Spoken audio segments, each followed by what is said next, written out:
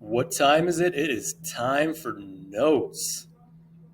Absolutism in England, starting off with the Magna Carta. So the Magna Carta almost was like the first version of a Bill of Rights constitution kind of deal.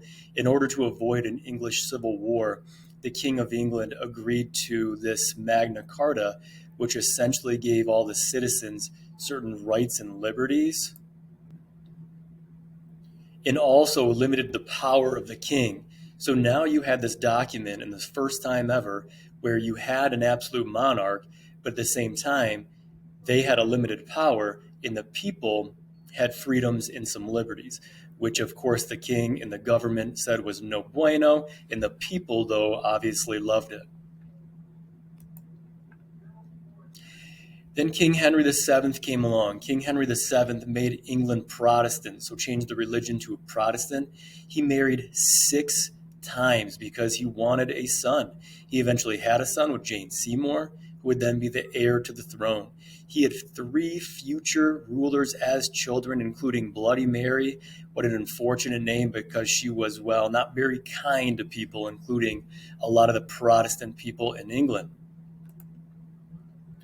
Elizabeth I came about, called her good Queen Bess. She did not have an heir, but she was very well liked by everybody. She worked really, really well with Parliament, so the government liked her, the people liked her. She was the queen during the time of Shakespeare and the defeat of the Spanish Armada, which you'll learn about in a couple of days.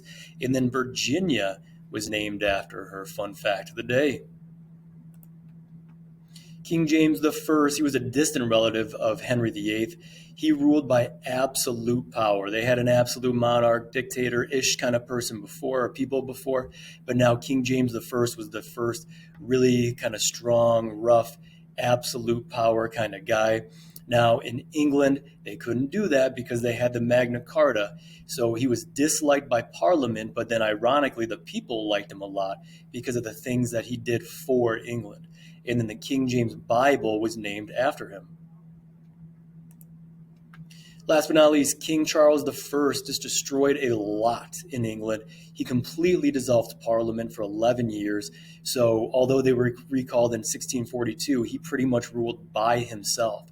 English Civil War broke out shortly thereafter. You have an activity today about the Cavaliers versus the Roundheads, and that's who they were. The Cavaliers fought for the king, and then the Roundheads were for Parliament. Europe was shocked, though, when Charles I was executed and beheaded in 1649. That was the first of his kind to be executed so terribly in a rough way.